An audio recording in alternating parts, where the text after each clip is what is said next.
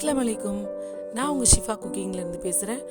இன்றைக்கி நம்ம என்ன ரெசிபி பார்க்க போகிறோன்னா ஒரு சூப்பரான குடல் குழம்பு.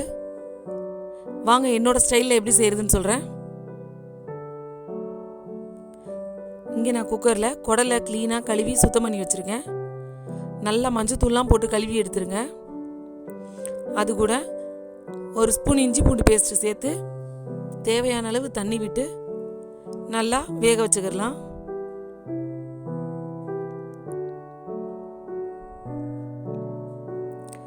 எத்தனை விசில் தேவையோ அவ்வளோ வச்சு நல்லா வேக வச்சுக்கோங்க. இப்போ நம்ம இந்த பக்கம் குழம்பை தாளிக்க ஆரம்பிக்கலாம். இங்கே சட்டியில் எண்ணெய் ஊற்றி எண்ணெய் காஞ்ச உடனே பட்டை, ஏலக்காய், கிராம்பு 3 சேர்த்துக்கிறேன். அது பொரிஞ்ச உடனே நான் இங்கே பெரிய வெங்காயம் கட் பண்ணி வச்சுருக்கேன் சின்ன சின்னதாக, அதை அது கூட சேர்த்துக்கிறேன்.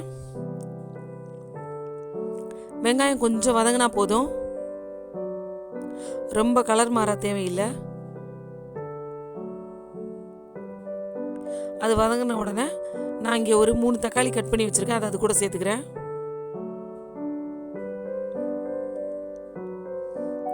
தக்காளி கொஞ்சம் நல்லாவே எண்ணெயில் வதங்கட்டும்.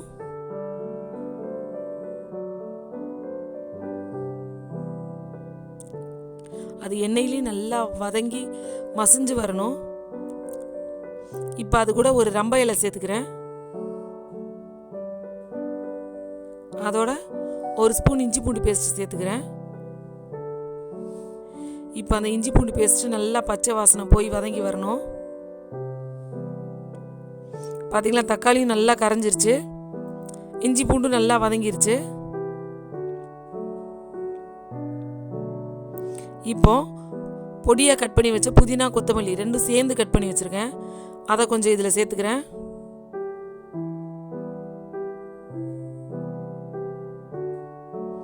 இப்போ எல்லாமே நல்லா வதங்கிருச்சு. பார்த்தீங்களா, நல்லா மசிஞ்சு வந்துருச்சு எல்லாமே. இப்போ இதில் ஒரு ஸ்பூன் மிளகாத்தூள் சேர்த்துக்கிறேன். மிளகாத்தூள் சேர்த்து கொஞ்சம் வதங்கின உடனே நம்ம இதில் தண்ணி சேர்த்துடலாம். இல்லைன்னா மிளகாத்தூள் கலர் மாதிரி கரிஞ்சு போயிடும்.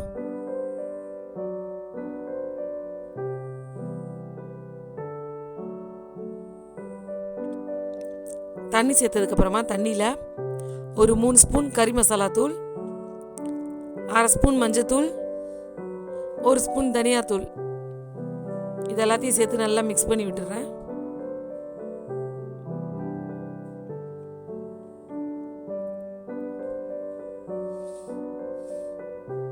இப்போ இது கூட 3 பச்சை மிளகாய் நேராக கீரி அதில் சேர்த்துருங்க. இப்போ நம்ம வேக வச்சோம் இல்லையா, அந்த குடல் நல்லாவே பூவாக வெந்துருச்சு. இப்போ அந்த குடலையும் இந்த கொதிச்சுக்கிட்டு இருக்கிற குழம்பு கூட சேர்த்துடலாம். எல்லாத்தையும் நல்லா மிக்ஸ் பண்ணி விட்டுட்டு இப்போ இதில் அந்த குடலுக்கு, குழம்புக்கு எல்லாத்துக்கும் தேவையான அளவு உப்பு சேர்த்துருங்க. இப்போ நல்லா ஸ்லோ ஃப்ளேம்லேயே ஒரு 10 நிமிஷம் கொதிக்கட்டும். அப்போ தான் அந்த மசாலாலாம் அந்த குடலில் இறங்கி டேஸ்ட்டு கொடுக்கும். பார்த்தீங்களா, நல்லா கொதிச்சு வந்துருச்சு, சுற்றி நல்லா எண்ணெயாக பிரிஞ்சிருக்கு பாருங்கள். இன்னும் கொஞ்சம் நேரம் நல்லா கொதிக்கட்டும். இப்போ தேங்காயை அந்த மேலே இருக்க கருப்பு தோலை எடுத்துட்டு நல்லா நைஸாக அரைச்சி வச்சுருக்கேன், அதை அப்படியே அது கூட சேர்த்துட்றேன்.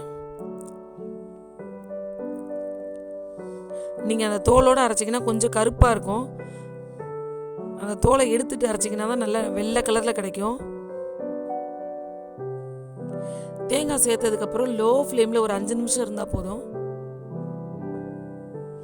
பார்த்தீங்களா, ரொம்ப மைல்டான ஃப்ளேமில் இந்த மாதிரி ஒரு 5 நிமிஷம் வச்சுட்டு அடுப்பு ஆஃப் பண்ணிடுங்க.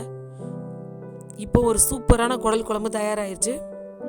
நீங்களும் உங்கள் வீட்டில் இதே மாதிரி ட்ரை பண்ணி பாருங்கள்.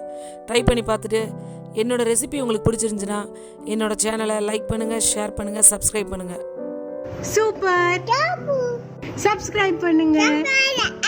Thank you.